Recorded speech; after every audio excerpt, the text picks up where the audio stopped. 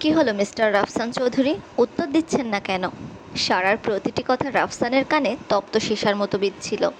রাফসানের ধৈর্যের বাঁধ এবার পুরোপুরি ভেঙে গেল। এই মেয়েটা জাপানে আসার পর থেকে যেন বড্ড বেশি কথা বলতে শিখেছে, বড্ড বেশি সাহস বেড়েছে ওর। রাফসান মনে মনে ভাবল, সময় হোক সারা, তোর প্রতিটি কথার হিসেব আমি সুদে আসলে মিটিয়ে নেব। রাফসান এক মুহূর্ত দেরি না করে একটা দীর্ঘশ্বাস ফেলল। ওর চোখের দৃষ্টি মুহূর্তেই বদলে গেল। কোনো কথা না বলে সে এক ঝটকায় নিজের কোমর থেকে প্যান্টের বেল্টটা খুলে ফেলল। সারা কিছু বুঝে ওঠার আগেই রাফসান ওর দুই হাত টেনে বেল্ট দিয়ে কষে বেঁধে ফেলল। সারা হতভম্ব হয়ে চিৎকার করার চেষ্টা করতেই রাফসান সারার কাঁধ থেকে ওড়নাটা টেনে নিয়ে জোর করে ওর মুখে গুজে দিল। সারা এখন পুরোপুরি রাফসানের হাতের মুঠোয় বন্দি। ওর হাত বাঁধা, মুখ বন্ধ, সে শুধু ছটফটে চোখে রাফসানের দিকে তাকিয়ে আছে।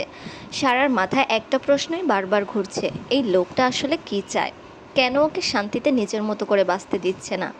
রাফসান একদম নির্বিকার। সে সারার ওই ছটফটানির দিকে ভ্রূক্ষেপও করল না।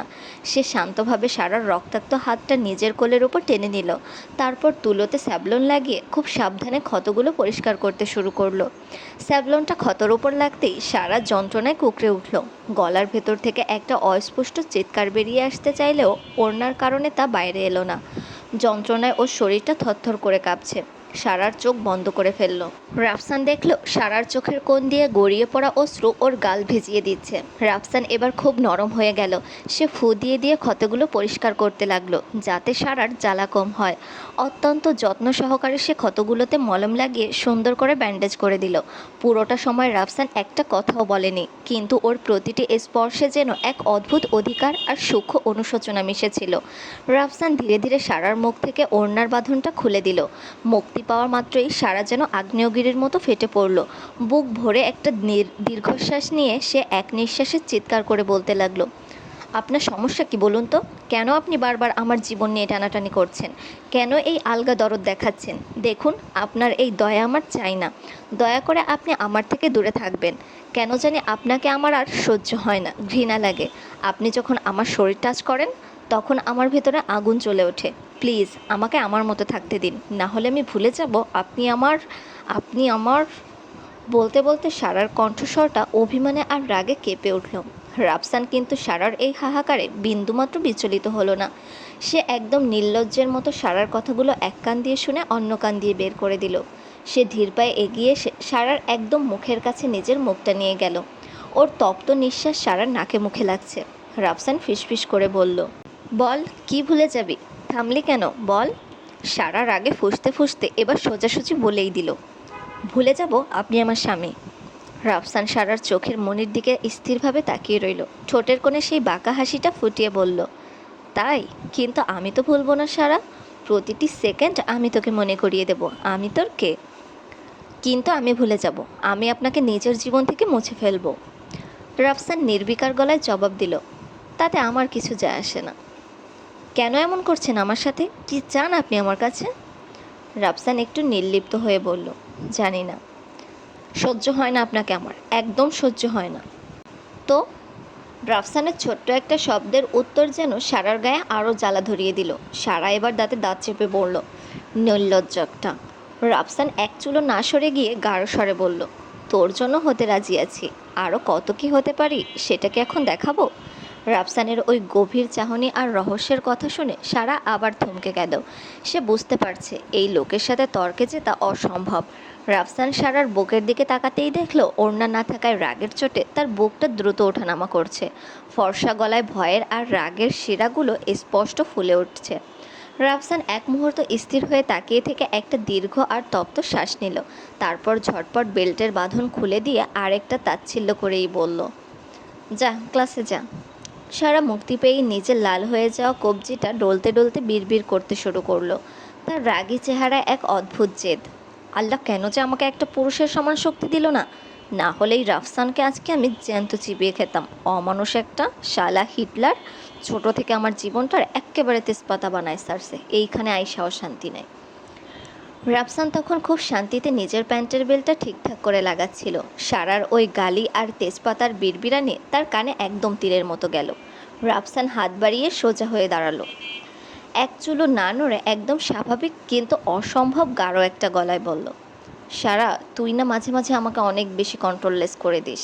আল্লাহর রস্তে তোরে যেদিন মনের মতো পামো সেদিন তোরে কমপক্ষেও 19 বার শাওয়ার নেয় সারমো। কথাটা কান খুইলা তুইলা রাখিস।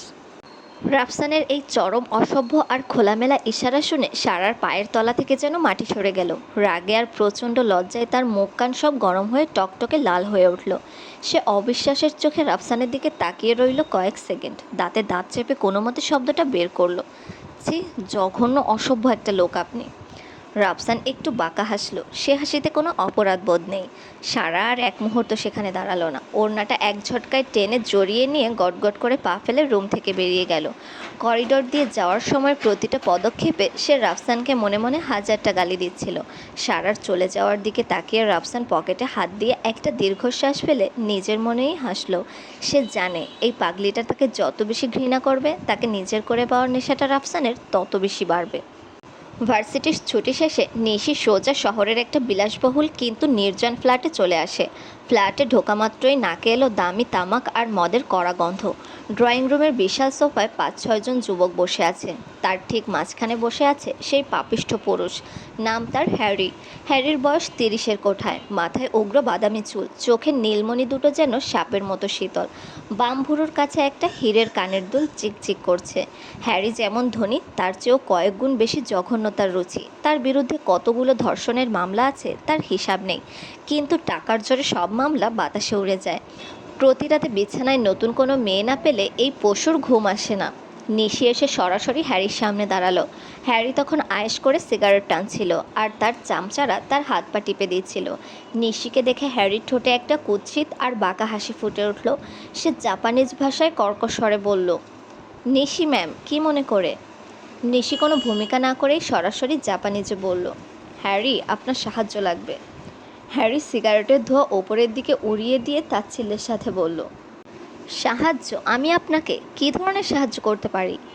নিশি এবার হ্যারির চোখের দিকে তাকিয়ে ঠান্ডা গলায় বলল, একটা রেপ করতে হবে। হ্যারি হো হো করে হেসে উঠল।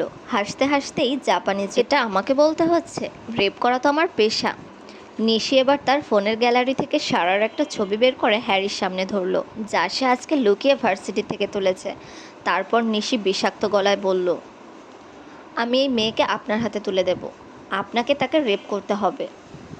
হ্যারি সারার ছবিটার দিকে তাকিয়ে লোলুপ দৃষ্টিতে জিভ দিয়ে নিজের ঠোঁট কামড়ে ধরল। তারপর বিকৃত স্বরে জিজ্ঞেস করলো, নতুন মাল? নিশি হ্যারির দিকে তাকিয়ে মাথা নাড়ল। হুম। হ্যারি জিভ দিয়ে ঠোঁট চাটতে চাটতে কর্কশ গলায় জিজ্ঞেস করলো, ঠিকানা? নিশি একটা বিষাক্ত হাসি দিয়ে জাপানিজে বলল, ও আমাদের ভার্সিটিরই নতুন ছাত্রী। আপনার কিছু করার দরকার নেই, আমিও ওকে আপনার বিছানায় নিয়ে আসব। আপনার কাজ হলো ওর মুখে এমন চুনকালি ধরিয়ে দেওয়া যেন ও আর কোনোদিন ভার্সিটিতে নিজের মুখ দেখাতে না পারে। হ্যারি সিগারেটের ধোঁয়া ছেড়ে ছোট করে বলল, ডান, বুঝেছি। ভার্সিটি থেকে এসে সারা অনেক কষ্টে ব্যান্ডেজের হাত নিয়ে গোসলটা সারল। কিন্তু গোসল শেষ করে যখন সে কাপড় নিতে যাবে তখন দেখলো কাপড় নেই। ইস, অতিরিক্ত ক্লান্তিতে সে যে কাপড় বাথরুমে আনতেই ভুলে গেছে।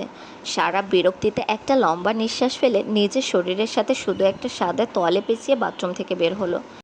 এদিকে রাফসান অনেক আগে থেকেই সারার ফ্ল্যাটে এসে রুমে সোফায় বসে ফোন চাপছিল আর সারার বের হওয়ার অপেক্ষা করছিল। সারা বাথরুম থেকে বের হতেই রাফসান চোখ তুলে তাকালো, আর তাকাতেই তার চোখ কপালে। সারার শরীরে শুধু তোয়ালে, ফর্সা পা দুটো হাঁটু পর্যন্ত উন্মুক্ত হয়ে আছে। তোয়ালের ওপর দিয়ে বুকের অধিকাংশ অংশ পানিতে চপচপ করে ভিজে আছে, আর ভেজা চুলগুলো ঘাড় আর গলার সাথে লেপ্টে আছে। পানির বিন্দুগুলো ওর ফর্সা চামড়ায় হীরের মতো চিকচিক করছে। রাফসান বড় বড় ঢোক গিলতে লাগলো। ওর গলার নলিটা বার কয়েক ওঠানামা করলো। এদিকে সারা রাফসানকে খেয়ালই করেনি। সে বিরক্তিতে এতটাই অমনোযোগী ছিল যে রুমের আশেপাশে কেউ আছে কিনা তা দেখার প্রয়োজনই মনে করলো না। সারা সোজা আয়নার সামনে এসে ঘাড় বাঁকিয়ে চুলগুলো ঝাড়া দিল। তারপর ওয়ার্ড্রোব থেকে নিজের টি শার্ট আর প্লাজো বের করলো। এরপর সে যখন একদম স্বাভাবিকভাবে শরীর থেকে তোয়ালেটা পুরোপুরি খুলে কাপড় পরতে শুরু করলো, তখন রাফসানের অবস্থা চরমে পৌঁছেছে। ওর চোখের মনি স্থির হয়ে গেছে, হৃৎপিণ্ডটা যেন বুকের পাঁজরে সজোরে আঘাত করছে। সে বুঝতে পারলো আর এক মুহূর্ত এখানে থাকলে সে নিজেকে কন্ট্রোল করতে পারবে না, বড় কোনো অঘটন ঘটে যাবে। কোনো কথা না বলে রাফসান নিঃশব্দে সোজা হাঁটতে হাঁটতে ফ্ল্যাটের বাইরে চলে আসলো। বাইরে সুইমিং পুলের সামনে এসে সে বড় বড় শ্বাস নিতে থাকলো। শীতের রাতেও তার কপাল দিয়ে টপ টপ করে ঘাম ঝরছে। সে বারবার নিজের ঠোঁট কামড়ে ধরছে। নিজের ভেতরকার আদিম সত্তাকে দমানোর সে কী আপ্রাণ চেষ্টা। এভাবে কিছুক্ষণ যাওয়ার পর রাফসান যখন দেখলো কোনো কিছুতেই সে শান্ত হতে পারছে না, তার মস্তিষ্ক শুধু সারার ওই দৃশ্যটাই রিমাইন্ড করছে, তখন সে হিতাহিত জ্ঞান হারিয়ে সোজা সুইমিং পুলে চাপ দিল। কনকনে ঠান্ডা পানিতে ডুবেও তার শরীরের উত্তাপ যেন কমছে না। সে পানির নিচে পাগলের মতো সাঁতার কাটলো। তারপর হঠাৎ দেওয়ালের কিনারে ভর দিয়ে ভেসে উঠে বড় বড় শ্বাস নিতে লাগলো। বাঁ হাত দিয়ে সামনের ভেজা চুলগুলো এক ঝটকায় পিছনে ঠেলে দিল। রাফসানের চোখ দুটো তখন লাল হয়ে জ্বলছে, আর বুকটা কামারের হাঁপড়ের মতো ওঠানামা করছে। রাফসান সুইমিং পুলের ধারের দেয়ালটা শক্ত করে চেপে ধরল।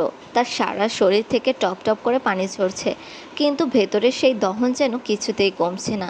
সে মাথাটা পেছন দিকে হেলিয়ে দিয়ে ঠোঁট গোল করে তপ্ত শ্বাস ছাড়ল। চোখের মণি দুটো এখনও গাঢ় লাল হয়ে আছে। সে বিড়বিড় করে নিজের মনেই বলল, তুই বারবার আমাকে কন্ট্রোললেস করে দিচ্ছিস সারা। খোদা রে, তোকে একবার কাছে পাইলে কী যে করবো তা আমি নিজেও জানি না।